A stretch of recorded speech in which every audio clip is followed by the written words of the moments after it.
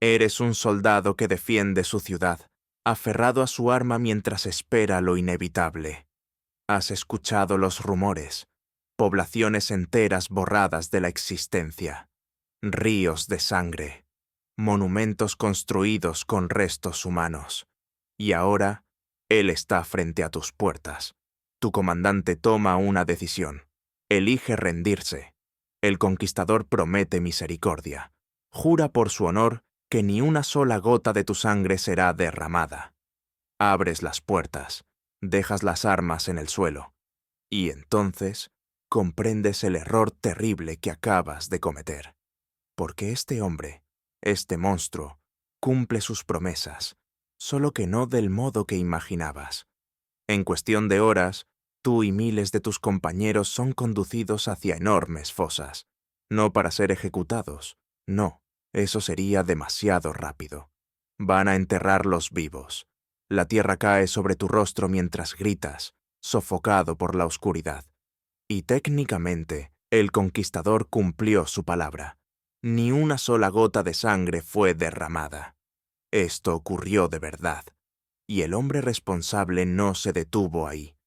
Continuó su camino, masacrando a 17 millones de personas, levantando torres hechas con cabezas cortadas y cometiendo atrocidades tan espantosas que incluso los cronistas medievales más endurecidos no pudieron terminarlas de describir sin sentirse físicamente enfermos. Si te fascinan los rincones más oscuros de la historia, aquellos que la mayoría prefiere evitar, suscríbete. Aquí exploramos esas historias todo el tiempo. Y en serio, deja tu like, porque lo que viene a continuación es mucho peor. Créeme, querrás saber qué sucedió con la quinta ciudad. Aquello superó cualquier comprensión humana. Su nombre era Tamerlán, y lo que hizo con 5 ciudades hace que cualquier otro conquistador de la historia parezca un aficionado. Esta es la historia de una crueldad calculada con perfección. Y debo advertirte, lo que estás a punto de escuchar se quedará contigo. Antes de descender a la pesadilla, necesitas entender quién era realmente Tamerlán, porque no se trataba de un bárbaro sin juicio que blandía una espada. Era un estratega brillante, un mecenas de las artes y un hombre capaz de recitar poesía en varios idiomas, lo que hace que sus crímenes resulten aún más aterradores. Nació en el año 1336, en lo que hoy es Uzbekistán.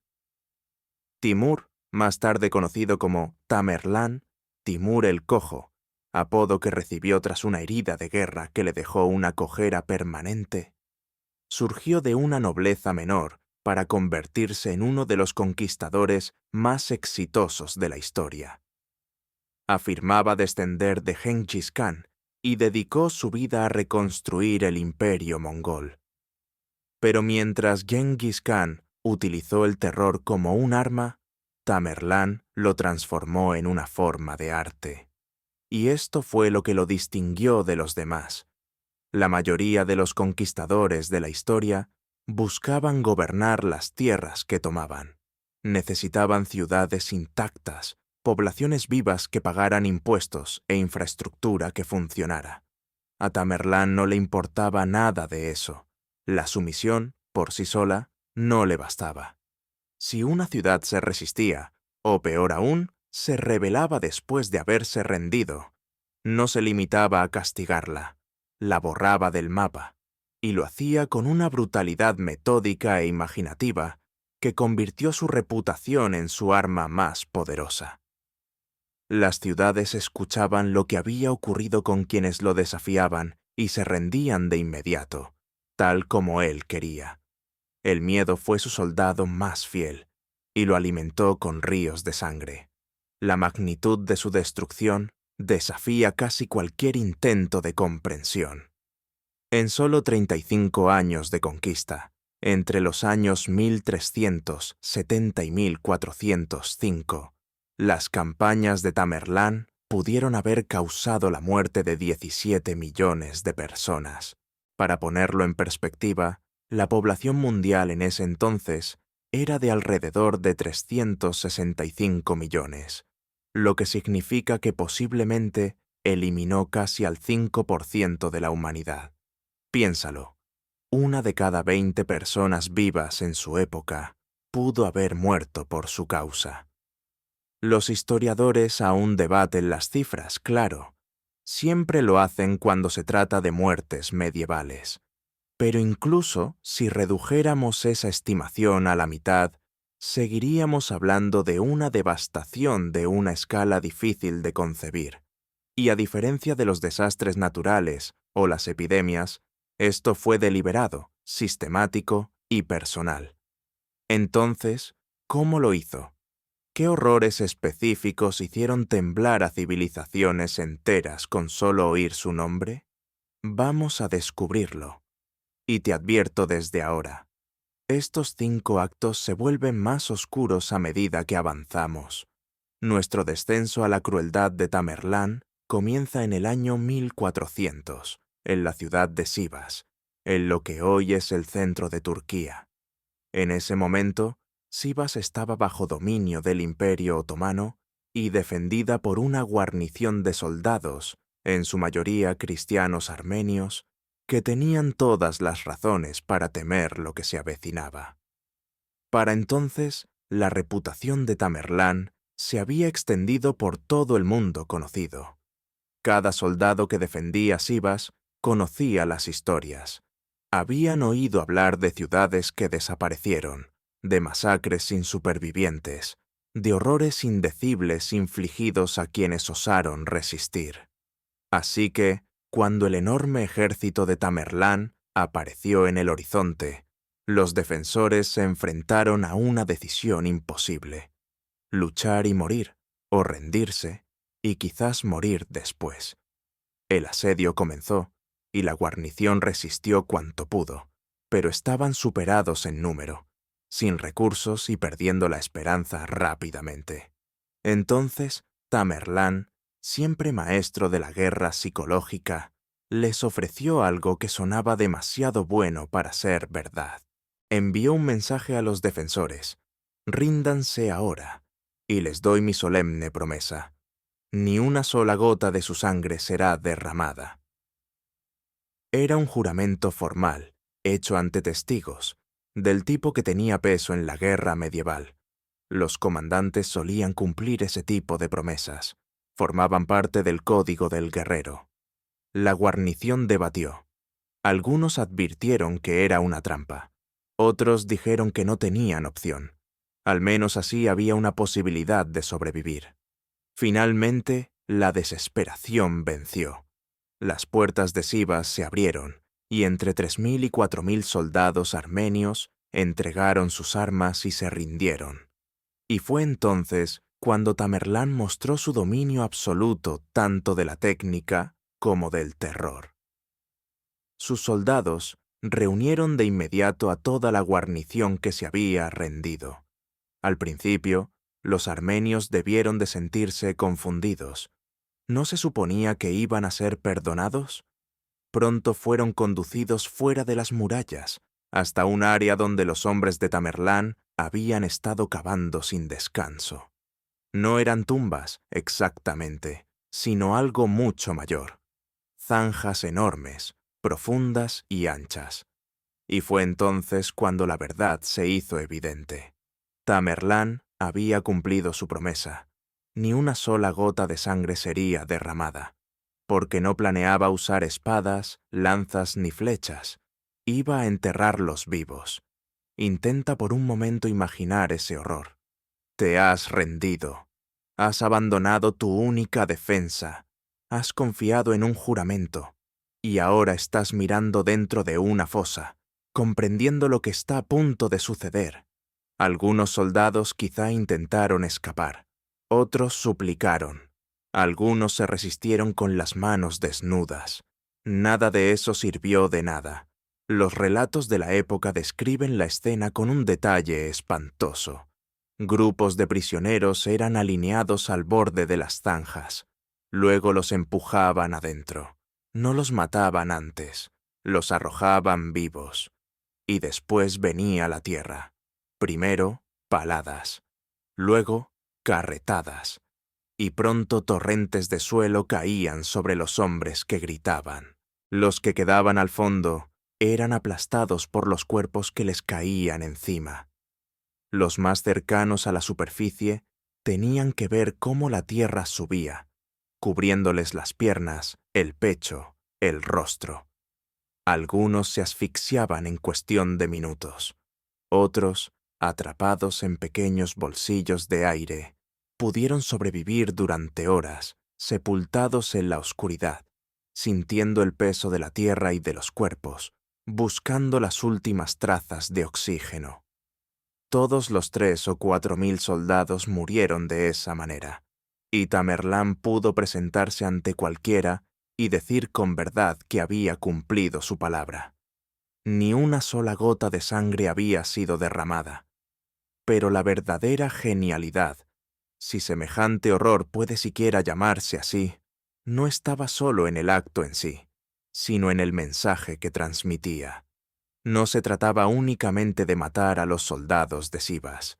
Era una advertencia, un mensaje que debía extenderse como fuego entre cada reino, cada ciudad, cada fortaleza en su camino. El mensaje era claro: la rendición no significa nada. La misericordia es una ilusión. Las promesas son juegos de palabras. Y Tamerlán siempre piensa varios pasos por delante. La noticia de lo ocurrido en Sivas se propagó con rapidez. De repente, cada ciudad tuvo que replantearse sus opciones. Quizás luchar hasta la muerte era la mejor elección. Al menos así morirías con una espada en la mano y no con tierra en los pulmones. O quizá la rendición inmediata era la única posibilidad de sobrevivir, porque ¿quién podía predecir lo que Tamerlán haría si lo obligabas a combatir? Eso fue lo que lo volvió verdaderamente aterrador. No era solo un conquistador, era un arquitecto psicológico, capaz de construir fortalezas de miedo dentro de la mente humana. Y Sivas fue solo el comienzo. Porque si enterrar vivos a 4.000 hombres suena espantoso, espera a oír lo que hizo con las ciudades que se atrevieron a resistir abiertamente. Si Sivas fue una lección de promesas retorcidas, lo que Tamerlán desató sobre la ciudad de Urgench superó con creces todo lo anterior. Fue el intento de borrar un lugar y a todos sus habitantes de la existencia, como si nunca hubiesen vivido. Urgench era una de las joyas de Asia Central. Situada en lo que hoy es Turkmenistán, se encontraba en plena ruta de la seda y servía como capital de la región de Yorezm. Era una ciudad próspera y culta, llena de bibliotecas, mezquitas, bazares bulliciosos y hogares elegantes. Por donde se la mirara, era un lugar digno de gobernar. Pero Urgench cometió un error fatal. Se rebeló. Las rebeliones eran comunes en los imperios medievales. Por lo general, un conquistador marchaba hasta allí, sofocaba el levantamiento, ejecutaba a los líderes, quizás montaba un espectáculo de terror para dar ejemplo, y luego retomaba la recaudación de impuestos, porque los imperios necesitaban ciudades funcionales para sostenerse. Pero no Tamerlán. Para él, la rebelión no era algo que se castigaba, sino algo que debía ser aniquilado. En el año 1388, después de que Urgench se atreviera a desafiar su dominio, Tamerlán regresó con su ejército. Y no sería un asedio común, sería una ejecución, no de individuos, sino de toda una ciudad. Sus fuerzas rodearon Urgenchi y comenzaron el ataque. Los defensores lucharon con valentía, pero se enfrentaban a una de las máquinas militares más letales de la historia. Murallas que habían resistido durante siglos terminaron derrumbándose. Y entonces comenzó la auténtica pesadilla. Las órdenes de Tamerlán fueron precisas e implacables. Primero, matar a todos. Y lo decía literalmente: hombres, mujeres, niños, ancianos, ricos, pobres. Nadie debía sobrevivir. No se trataba de castigar a los soldados ni a los dirigentes. Era la erradicación completa de una población. Los cronistas escribieron que las calles corrían con sangre tan espesa que formaba corrientes. Pero Tamerlán no había terminado, porque una ciudad puede renacer si sus edificios permanecen. Puede reconstruirse, repoblarse, volver a la vida en una generación. Tamerlán no lo permitió. Su siguiente orden fue destruirlo todo, demoler cada edificio, cada mezquita. Y recordemos, eran mezquitas musulmanas, y Tamerlán también era musulmán. Así que no se trataba de destrucción religiosa, sino de aniquilación pura. Cada biblioteca con sus manuscritos preciosos, cada hogar, cada mercado, cada muro y cada pozo. Sus tropas pasaron semanas desmantelando Urgench piedra por piedra. Edificaciones que habían tardado generaciones en construirse fueron reducidas a polvo. La devastación fue tan absoluta que incluso los arqueólogos modernos tienen dificultades para determinar dónde se levantaban las estructuras de la ciudad. Ese fue el punto en el que la brutalidad de Tamerlán dejó de ser una estrategia militar y se convirtió en algo casi ritual. Según diversas fuentes históricas, una vez que Urgench fue reducida a escombros, Tamerlán dio una última orden escalofriante: arar las ruinas y sembrar cebada sobre ellas. Piensa en lo que eso significaba simbólicamente. La cebada es algo que se siembra en campos abiertos, en tierras de cultivo, en terreno vacío. Al ordenar que se sembrara cebada sobre Urgench, Tamerlán estaba enviando un mensaje. Esto ya no es una ciudad. Ni siquiera merece ser llamada ruina. Ahora es campo. Este lugar ha sido deshecho. Algunos historiadores aún debaten si la siembra de cebada ocurrió realmente o si fue una exageración añadida por los cronistas para subrayar la magnitud de la destrucción. Pero, en realidad, eso no importa demasiado, porque, fuera literal o metafórico, todos comprendieron lo que significaba. Urgench había desaparecido, no conquistada, no ocupada, borrada. Y lo más escalofriante es que funcionó. Urgench nunca se recuperó. El lugar fue finalmente abandonado. Una nueva ciudad con el mismo nombre se levantó años después, a varios kilómetros de distancia, pero no era el mismo sitio. La Urgench original, con sus siglos de cultura, conocimiento y vida, dejó de existir. Tamerlán había logrado algo que la mayoría de los conquistadores solo amenazaban con hacer: verdaderamente borrar una ciudad. Pero eso deja una pregunta. ¿Qué pasaba cuando una ciudad se rendía de inmediato? ¿Qué ocurría si no había resistencia alguna? ¿Mostraba entonces Tamerlán misericordia? La ciudad persa de Isfahán estaba a punto de averiguarlo, y la respuesta se convertiría en uno de los episodios más aterradores de la historia medieval. Isfahán era una de las mayores urbes de la Persia medieval, un centro de arte, ciencia y erudición islámica. Cuando el ejército de Tamerlán se acercó en el año 1387, sus dirigentes decidieron tomar el camino más seguro. Se rindieron de inmediato, sin resistencia, sin asedio. Abrieron sus puertas, dejaron las armas y se sometieron. Y, sorprendentemente, Tamerlán pareció compasivo. No masacró a la población. Estacionó una guarnición dentro de la ciudad, impuso sus propios administradores y fijó un impuesto para financiar sus campañas. Era una ocupación estándar. Isfahán había tomado la decisión correcta, o al menos eso parecía. Durante varias semanas, la vida bajo el dominio de Tamerlán fue soportable. Había soldados extranjeros en las calles, nuevos tributos que pagar, pero la gente seguía viva. Los mercados continuaban su actividad, los edificios se mantenían en pie. y los niños aún jugaban en las plazas. Pero entonces los habitantes de Isfahán cometieron un error fatal. Se enfadaron por los impuestos y esa frustración se convirtió en rebelión.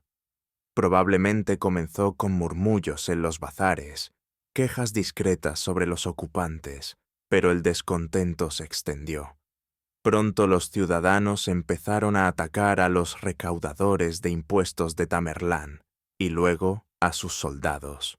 En una revuelta coordinada, el pueblo de Isfahán asesinó a la guarnición que él había dejado atrás. La noticia llegó rápidamente a oídos de Tamerlán, y quienes conocían su naturaleza comprendieron al instante. Isfahán acababa de firmar su sentencia de muerte, porque aquí está la verdad sobre la mentalidad de Tamerlán.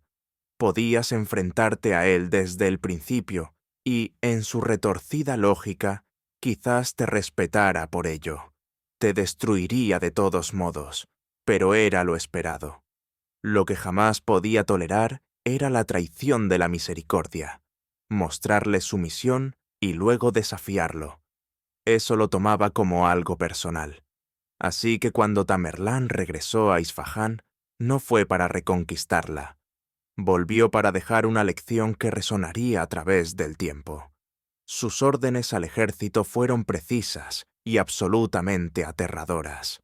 Mandó ejecutar una masacre general, ya de por sí un horror inimaginable, pero añadió un sistema de cuotas que convirtió a sus soldados en verdugos, compitiendo entre sí por las cifras.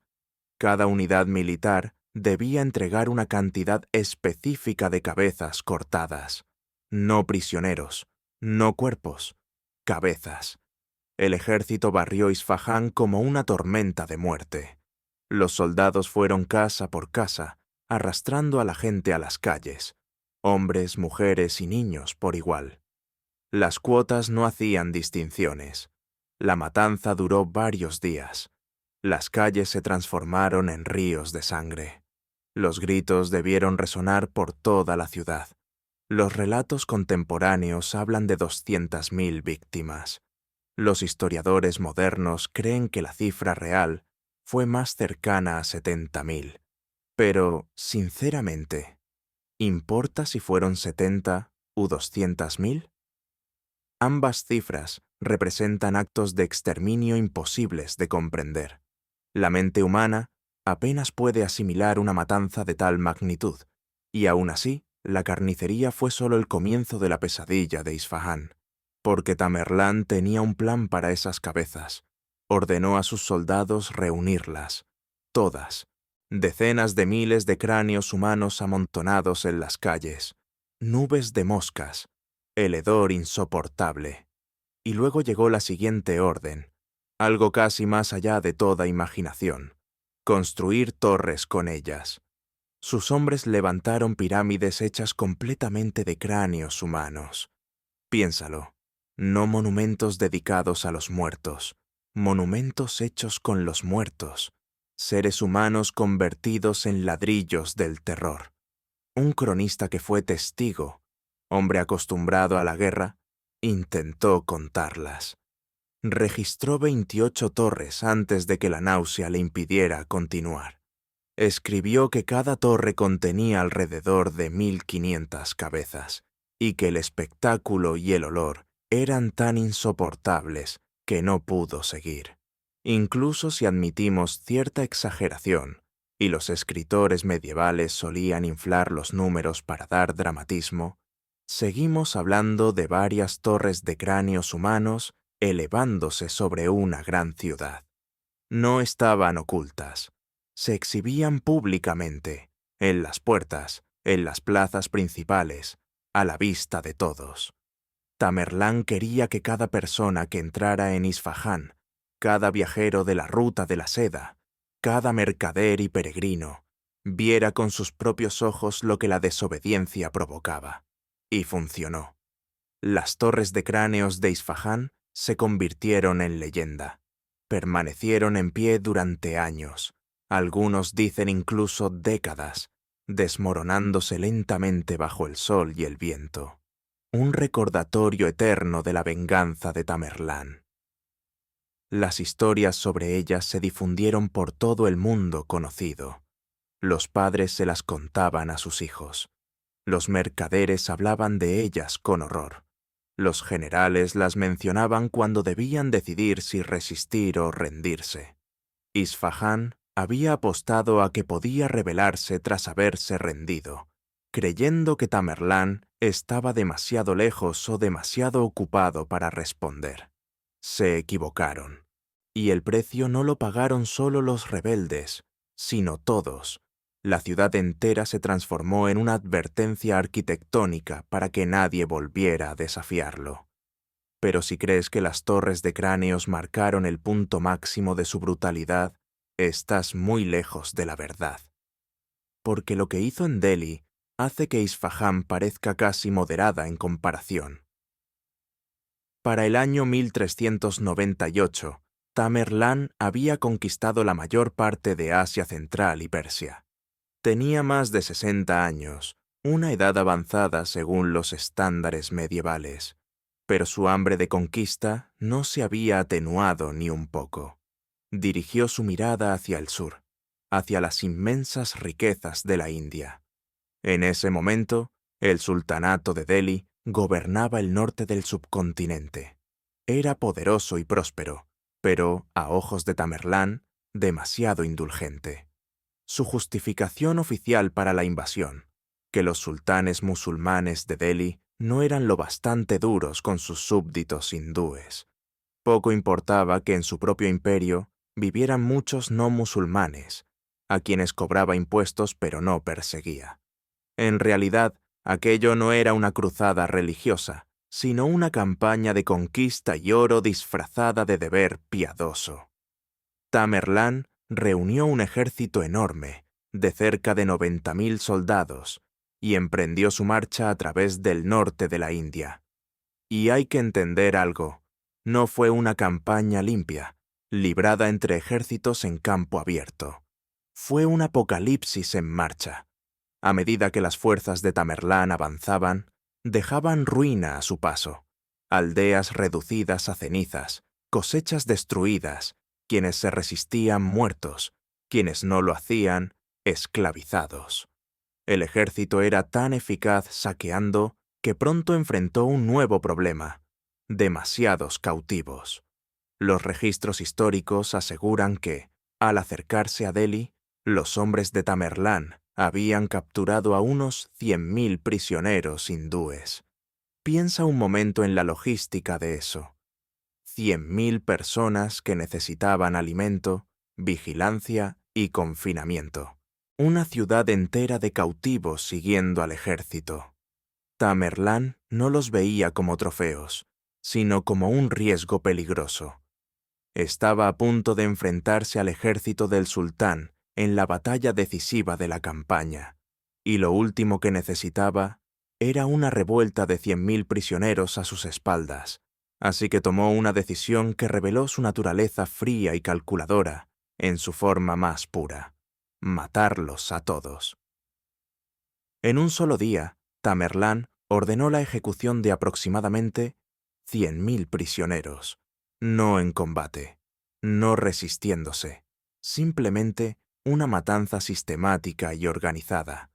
Los cronistas describen su campamento convertido en un matadero, con soldados pasando horas degollando personas desarmadas. El suelo quedó tan empapado de sangre que se volvió barro. Intenta comprender eso. 100.000 vidas humanas, más de las que se pierden en muchas guerras, borradas en un solo día, antes siquiera de que la batalla comenzara.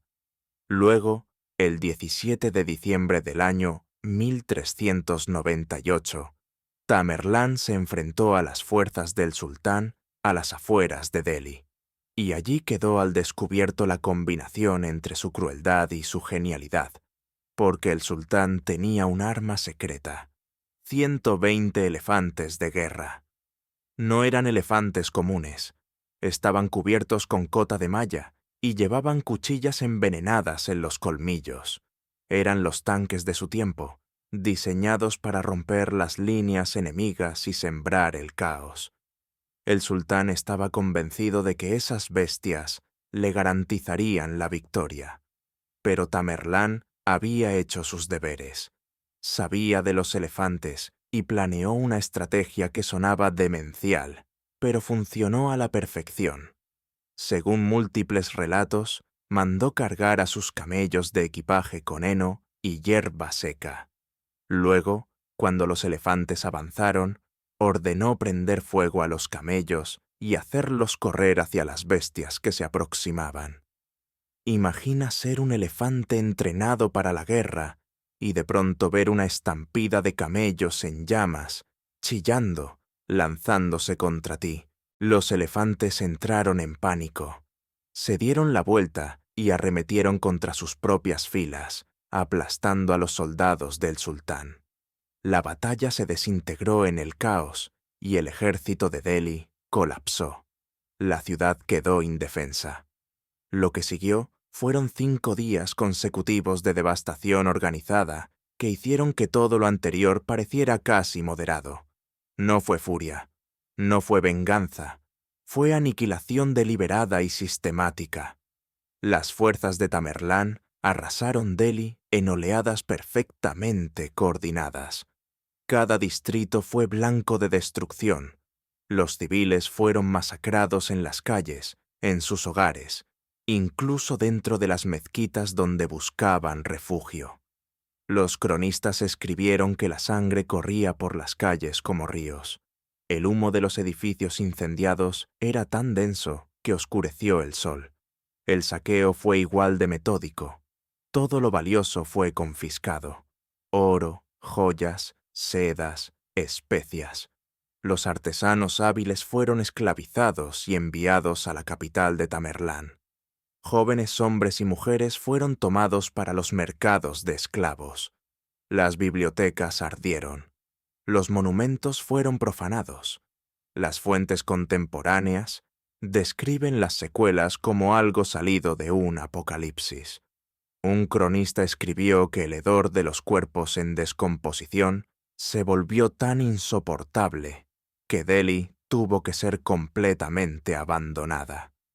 Los supervivientes huyeron hacia el campo. La ciudad, una de las grandes capitales del mundo medieval, quedó convertida en un páramo fantasmal de ruinas y muerte. Pero Tamerlán aún no había terminado de demostrar su poder. ¿Recuerdas aquellos 120 elefantes de guerra que habían entrado en pánico durante la batalla? Los que debían ser el arma definitiva del sultán. Tamerlán capturó 90 de ellos, y en un último acto de dominio que revela a la perfección su mentalidad, no los destruyó, los reutilizó. Obligó a los elefantes, símbolos orgullosos de la fuerza y la grandeza de la India, a arrastrar piedras hasta su capital, Samarcanda. Allí los empleó para construir una mezquita. Los majestuosos elefantes de guerra de Delhi, reducidos a bestias de carga, edificando monumentos a la gloria de Tamerlán. Humillación y pragmatismo combinados, el reflejo perfecto de su genio retorcido. La destrucción de Delhi fue tan completa que la ciudad necesitó más de un siglo para recuperarse. 100 años. Piénsalo un momento. Los niños que nacieron el día en que Tamerlán se marchó vivirían toda su vida y morirían de viejos antes de ver la ciudad plenamente reconstruida. Pero la historia no termina ahí, porque Tamerlán aún tenía una última ciudad que arrasar, una atrocidad final que sellaría su legado como quizá el conquistador más sádico e ingenioso de toda la historia. Y esta vez combinaría todos sus métodos anteriores en una obra maestra definitiva del terror: Bagdad, la ciudad legendaria. Durante 5 siglos había sido el corazón palpitante de la civilización islámica, un centro de conocimiento, ciencia, arte y cultura. Para el año 1401 había decaído desde su edad dorada, pero seguía siendo un lugar de enorme riqueza y prestigio. Tamerlán ya la había conquistado una vez, y en esa ocasión la ciudad se había rendido ante él. Sin embargo, mientras él emprendía otra campaña, el antiguo gobernante logró recuperarla. Cuando Tamerlán se enteró, su reacción fue exactamente la que cabía esperar. Aquello no era solo una rebelión, era traición. Una ciudad que había aceptado su dominio y lo había traicionado en cuanto le dio la espalda. Marchó de nuevo hacia Bagdad con la venganza ardiendo en el pecho, y para entonces había perfeccionado la maquinaria del terror.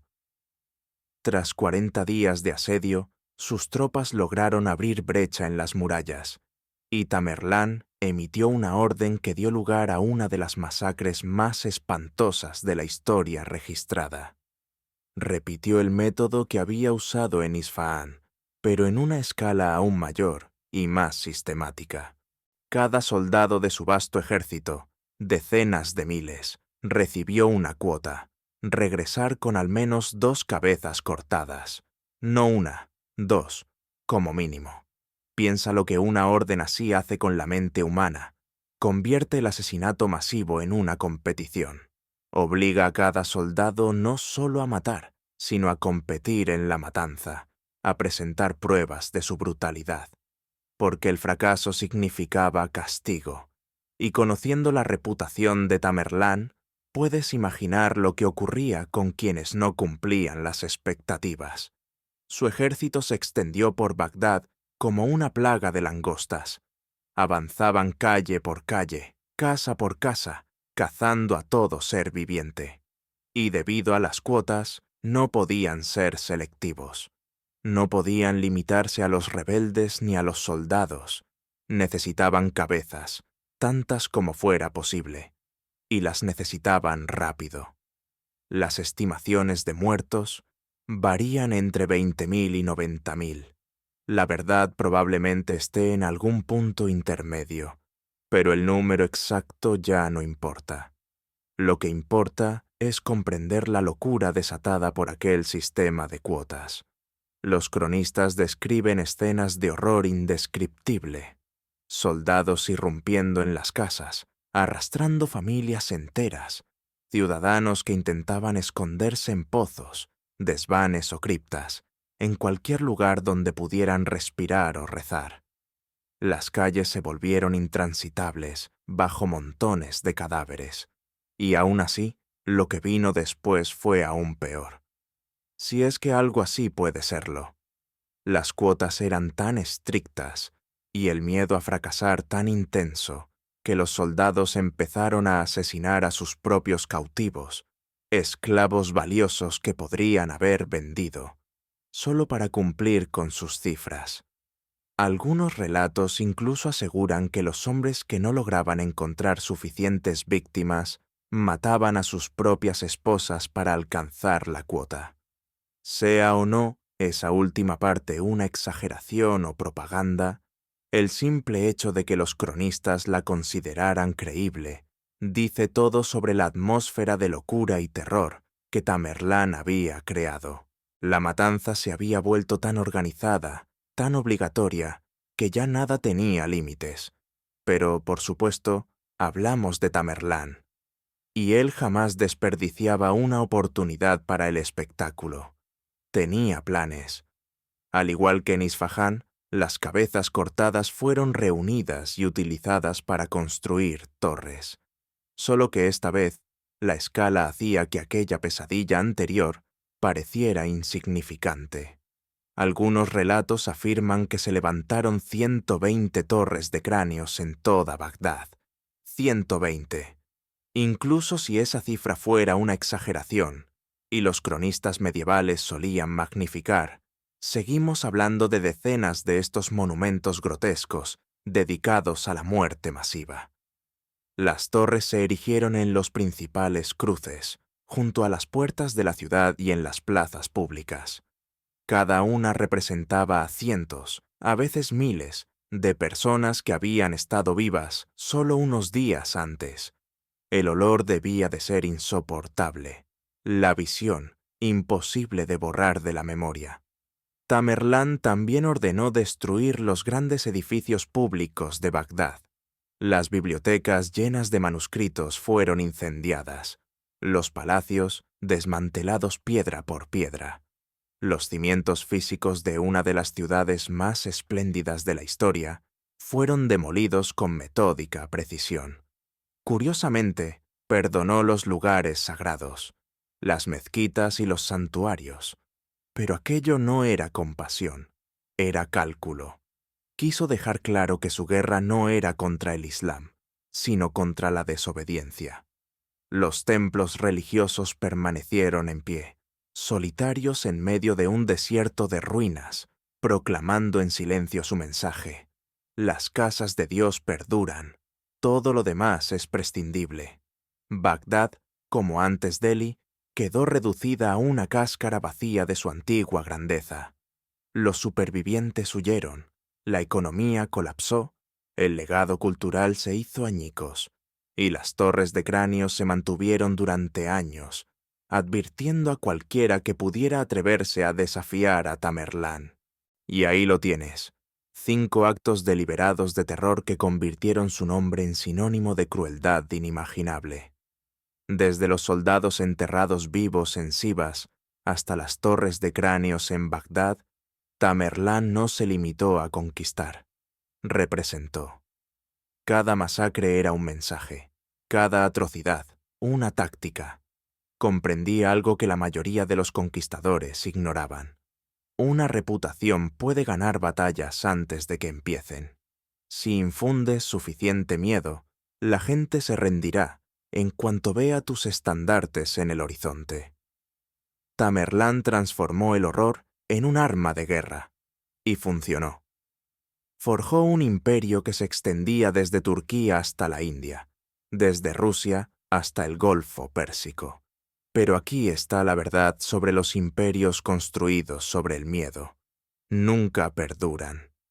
Tamerlán murió en el año 1405, solo 7 años después de saquear Delhi, mientras se preparaba para invadir China.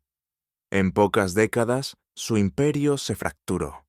Sus herederos se enfrentaron entre sí, sus territorios se dividieron, pero su leyenda sobrevivió.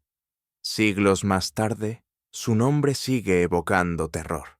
Las torres de cráneos se deshicieron hace mucho, convertidas en polvo, pero las historias permanecen. Y eso, quizás, sea lo más escalofriante de todo. Tamerlán consiguió exactamente lo que quería, la inmortalidad. Estamos hablando de él ahora, 620 años después de su muerte. En cierto modo, aún sigue ganando. Así que dime, ¿cuál de sus actos te parece el más aterrador? ¿La precisión fría de enterrar hombres vivos en Sivas? ¿La aniquilación total de Urgench? ¿Las torres de cráneos de Isfahán? ¿La destrucción apocalíptica de Delhi? ¿O las matanzas por cuotas en Bagdad? Cuéntame en los comentarios, ¿cuál te perturbó más? Y si has llegado hasta aquí, está claro que te interesa explorar los rincones más oscuros de la historia. Cada semana descubrimos historias ocultas, las que los libros de texto prefieren evitar, las verdades brutales sobre el poder, el miedo y la naturaleza humana, los monstruos que realmente existieron. Suscríbete, activa las notificaciones y no te pierdas el próximo episodio. Gracias por ver. Y recuerda, los monstruos más aterradores son los que fueron reales.